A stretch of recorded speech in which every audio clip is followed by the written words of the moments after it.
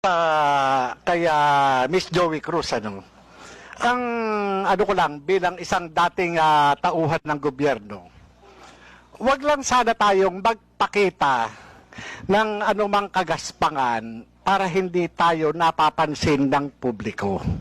Yun lang po.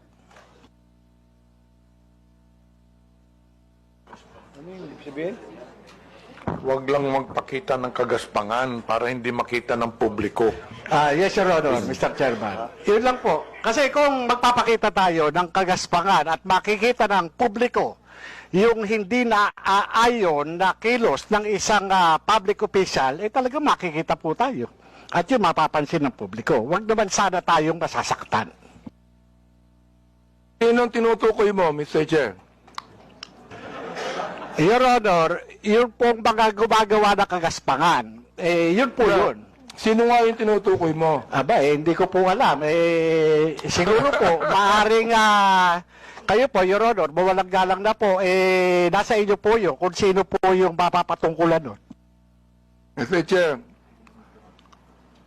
ano ba yung kagaspangan na narinig mo?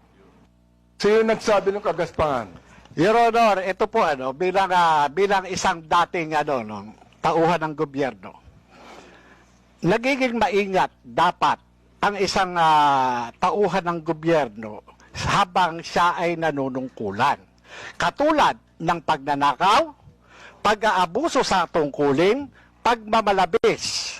Yan po yung isa sa mga dapat na tinitingnan natin.